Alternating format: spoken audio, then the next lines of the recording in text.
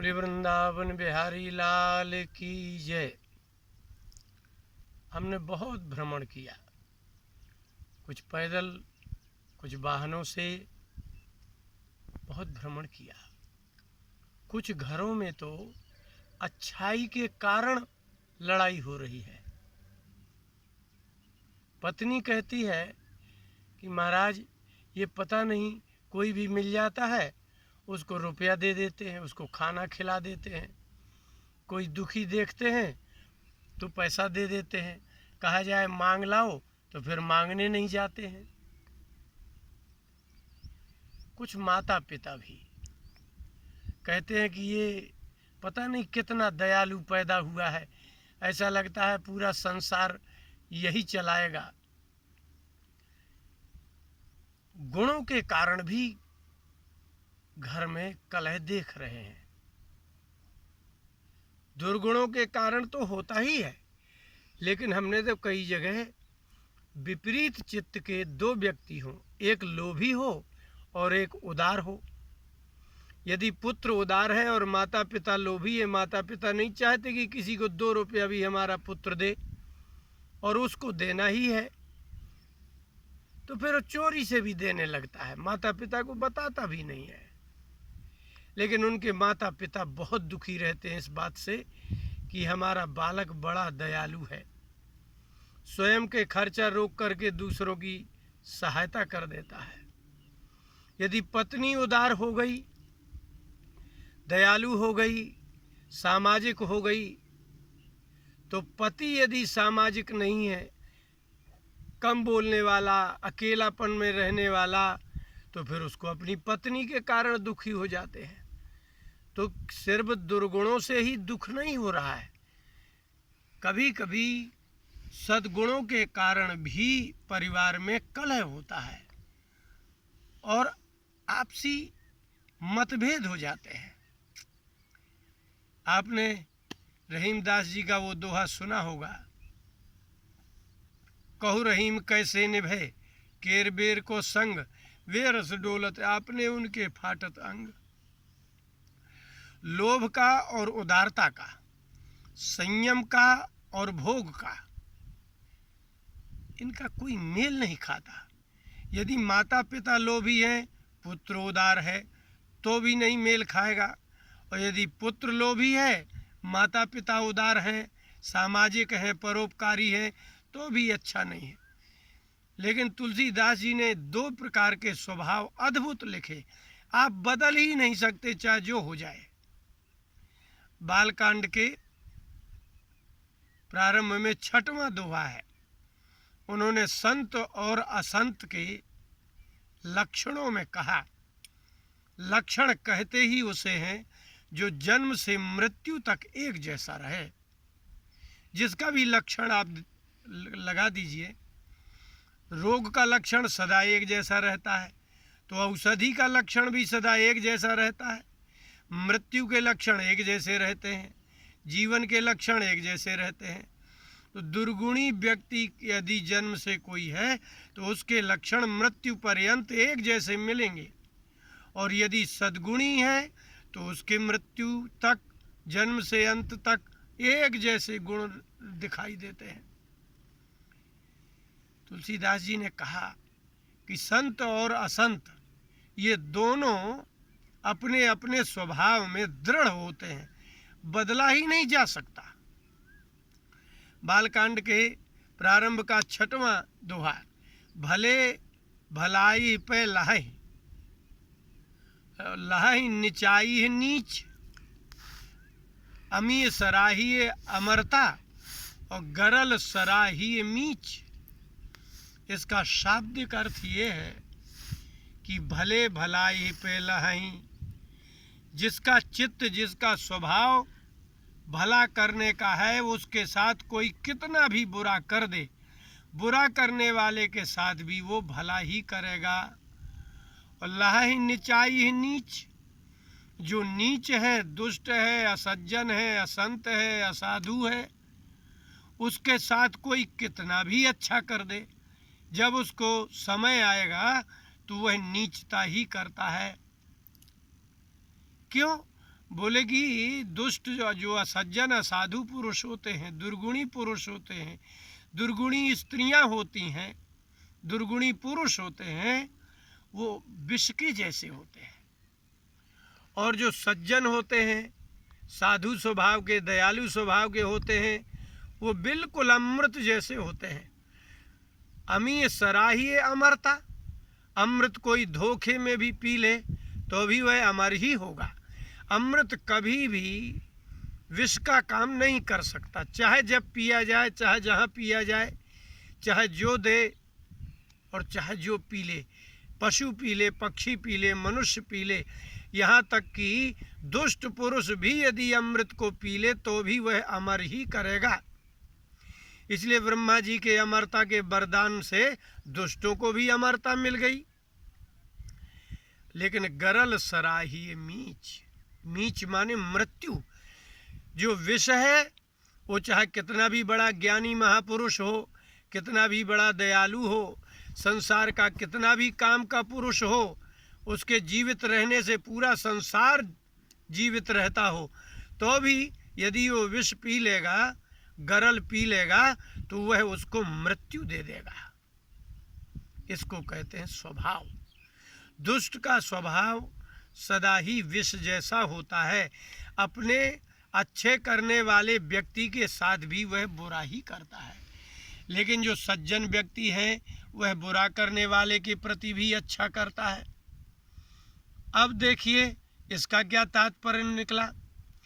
क्या ऐसा व्यक्ति जन्म से होता है? हाँ, अगर साधु और असाधु, संत और असंत का लक्षण जन्मजात होता है तो आप निश्चित समझ लीजिए कि ये संत असंत का लक्षण बिल्कुल जन्मजात विष और अमृत के समान होता है। अब हम आपको उदाहरण देते हैं। सुंदरकांड में विभीषण शरणागति है। विभीषण लंका से चला, भगवान की शरण में आया। सुग्रीव से पूछा कि अब ये रावण का भाई है तो क्या करना चाहिए। सुग्रीव ने कहा कि प्रभु ये राक्षस हैं, हम लोग शत्रु पक्ष की धरती में हैं, इसलिए वहाँ से आने वाला कोई भी व्यक्ति होगा वो शत्रु भाव का ही होगा। राक्षस नीच होते हैं, जान न जाए निशाचर माया। भगवान हम तो नहीं जानते, राक्षस बड़े कपटी और मायावी होते हैं, उनकी माया को कोई नहीं जान सकता। इसलिए चाहे सुंदर वस्त्र पहने हो, दुष्ट दुष्ट होता है, चाहे तिलक लगाए हो, साधु जैसा वेश धारण किए हो, यदि उसका हृदय दुष्ट बुद्धि का है, वो व्यक्ति उसका हृदय निर्मल नहीं है, तो वो कपट करेगा ही करेगा, निशाचर ही है वो तो। भगवान ने कहा, फिर बोले इसको रखना नहीं चाहिए। भगवान ने कहा कि जो सुग्रीव आप कह रहे हो ना, इसको नीति कहते हैं। सखा नीति तुम नीक विचारी। कभी कभी नीति और धर्म, इसमें धर्म ही बलवान होता है, नीति बलवान नहीं होती।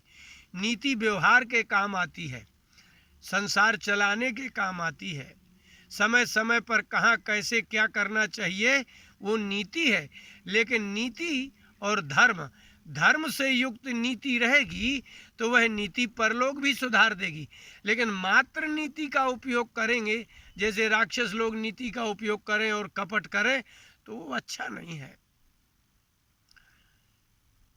लेकिन मेरा स्वभाव कुछ और है। भगवान श्री राम ने कहा कि सुग्रीव, ये आपने जो कहा है ये नीति है कि शत्रु पक्ष से आए हुए किसी का भी विश्वास करने योग्य नहीं है, लेकिन ये नीति है। आत्मरक्षा करते हुए जो भलाई की जाती है उसको नीति कहते हैं। लेकिन धर्म किसे कहते हैं? बोले स्वभाव में यदि धर्म आ जाए तो चाहे प्राण ही चले जाएं, लेकिन वह अपने स्वभाव का त्याग नहीं करता है। इसको कहते हैं भलो भलाई पे लाए। भगवान ने कहा, शरणागत कह जे तजही, निज अनहित अनुमान। हे सुग्रीव जी, कोई व्यक्ति उसको अच्छा थोड़ी कहते हैं जो कभी कभी अपने भलाई करने के लिए अपनी आत्मरक्षा करते हुए जो दूसरे का भला करते हैं, उसको आप धर्म नहीं कह सकते। शरणागत, आपकी शरण में, शरण माने रक्षा, आप हमारी रक्षा करेंगे ऐसा सोच करके कोई आपकी शरण में आ जाए, और यदि आपको उससे निज अनहित अनुमान, उसके आने से आपको अनहित दिखाई दे रहा हो, अहित दिखाई देता हो कि यदि इसको मैं शरण दूंगा तो मेरा भी अपयश हो जाएगा, मेरे भी प्राण चले जाएंगे, तो वो उसको भला आदमी नहीं कहते हैं। भले में और इसमें बहुत अंतर हो गया। आप अपने स्वभाव को, भलाई का स्वभाव हो वो अलग बात हो गई, लेकिन आप कभी कभी किसी किसी के साथ भलाई करते हो, और यदि आपको ये लगे कि अगर इसकी मैं भलाई करूँगा तो ये तो बहुत दुख मिलेगा, तो भविष्य का दुख देख करके आप किसी दुखी आदमी का यदि सहयोग नहीं करते हैं तो उस व्यक्ति को भला कहना नहीं चाहिए।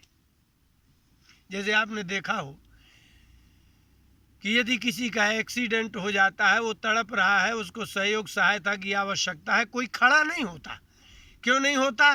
सोचता है कि मैं इसको उठाऊंगा तो मैं ही आफत में फंस जाऊंगा। तो जो व्यक्ति स्वयं को दुखी ना हो जाऊं ये सोच करके यदि किसी का हित नहीं करता है तो उसको भला आदमी नहीं कहते। और जो व्यक्ति ये सोच करके हित करता है कि हमें कोई नुकसान नहीं है, चलिए कर देते हैं, ऐसा सोच करके यदि आप करते हैं तो आप भले नहीं कहलाएंगे। तुलसीदास जी की जो दोहा है छठवां, भलो भलाई पहल है, वो यहाँ देखिए भगवान ने उसको भलाई और भले व्यक्ति की परिभाषा की। हो सकता है कुछ लोग भले लोग होते हैं, लेकिन वो देखते हैं, देश काल परिस्थिति देखते हैं कि हम आफत में तो नहीं फंस जाएंगे इसके साथ अच्छा करने में। वो चिल्ला रहा है मुझे बचाओ, मेरी रक्षा करो, आप निकलते चले जा रहे हो, लेकिन आप कभी कभार मंदिर जाते हो, किसी गरीब को देख करके 5 रुपया दे देते हो, किसी को भोजन करा देते हो, आप भले नहीं हो। आपको उस गरीब के देख करके आपको नुकसान नहीं हो रहा है। भगवान कहते हैं अपना नुकसान हो रहा हो, अपने प्राण भी जा रहे हों, तब भी वह अगर भला करता है तो समझिए वो संत है, उसी को ही भला पुरुष कहेंगे। और यदि कोई व्यक्ति निज अनहित अनुमान, मेरा अहित ना हो जाए ये सोच करके, और वो शरणागत का त्याग कर देता, भैया हम तुम्हारी रक्षा नहीं करते, तो ते नर पामर पापमय, ऐसे लोग भले लोग नहीं कहलाते। पामर माने नीच, और पापमय है। आपको रक्षा के लिए पुकारते हुए व्यक्ति को यदि आपने रक्षा नहीं की, ये सोच करके कि मैं आफत में ना फंस जाऊं, तो आप कितने लोगों के साथ कभी अच्छा करते तो भी आप पामर हैं, नीच पुरुष हैं और पापमय हैं। उसके प्राण बच सकते थे आपके बचाने से, लेकिन आप डर के मारे चले गए, तो कायर पुरुष कभी भला पुरुष नहीं माना जाता। वो पापमय, उसकी मृत्यु का कारण वो है जिसने देखा है, समझा है, और ये भी जानता है कि अभी मैं इसको उठा के ले जाऊं तो बच जाएगा, इसके बाद भी आप नहीं बचाते कि मेरा कोई नुकसान ना हो जाए, तो वो पाप ही लगेगा आपको अगर वो मर जाता है तो।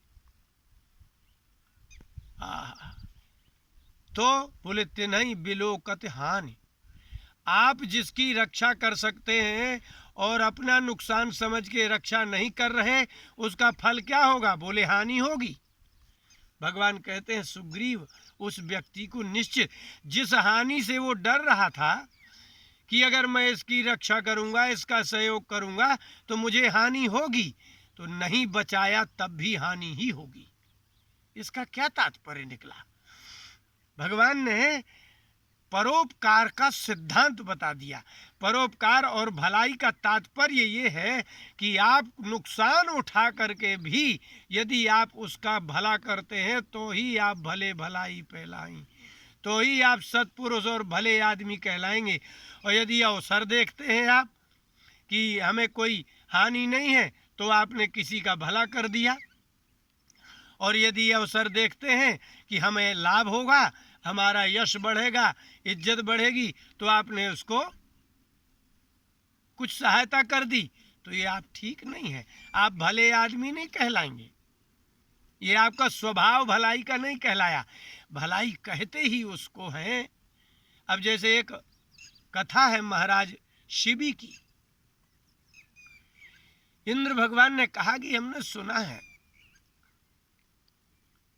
कि बड़ा धर्मात्मा है शिबी, चला जाए देखा जाए।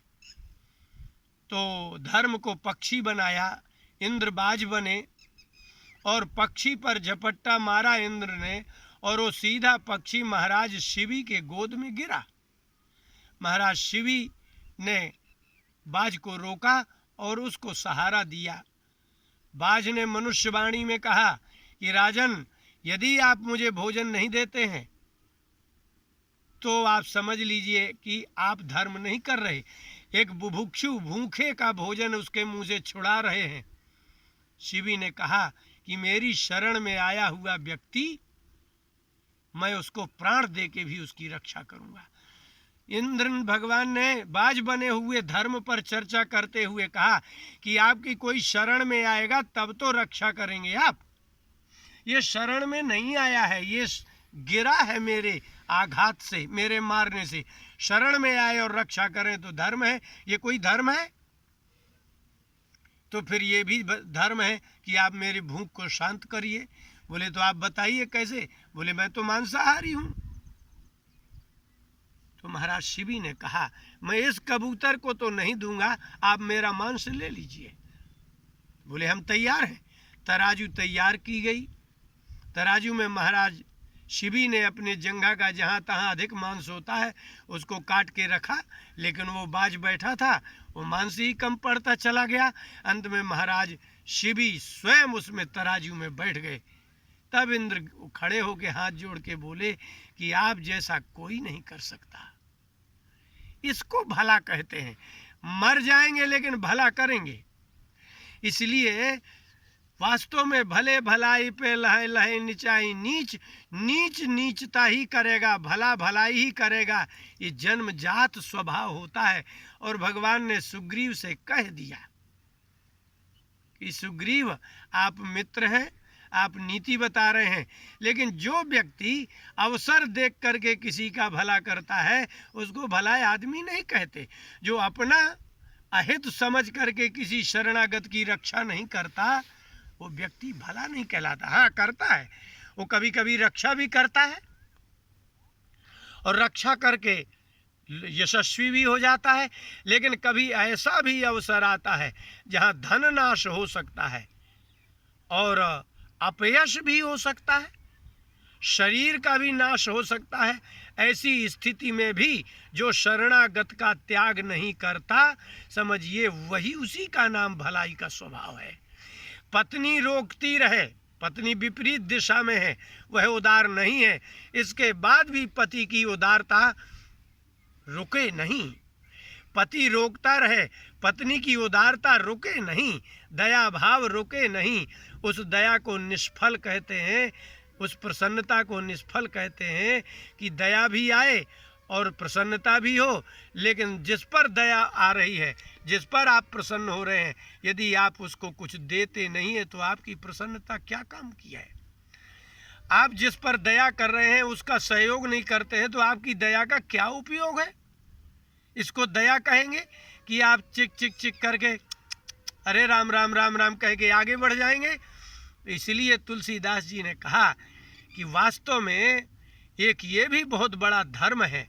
तो धर्म और स्वभाव ये दो एक रूप हो जाएं कि भला व्यक्ति भलाई ही करेगा, चाहे उसका अनुमान ही नहीं करेगा कि मेरा अनहित अहित हो जाएगा।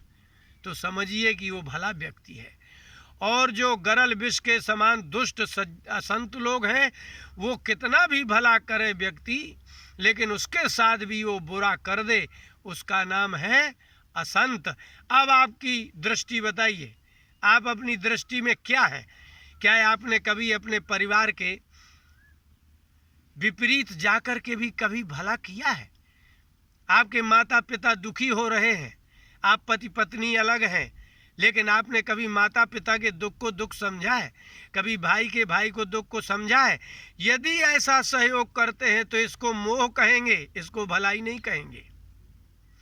इसको भगवान कृष्ण ने 10वें स्कंद में रास पंचाध्यायी में कहा गोपियों से कि जो माता पिता अपने परिवार और संतान भाई के प्रति सहयोग सहायता करते हैं, वो सहयोग सहायता नहीं है, ना वो प्रेम है और ना ही उपकार है। उपकार शब्द में पर शब्द का उपयोग होता है, पर उपकार, और पर का मतलब होता है पराया, उसका आपका जाति से संबंध हो ना हो।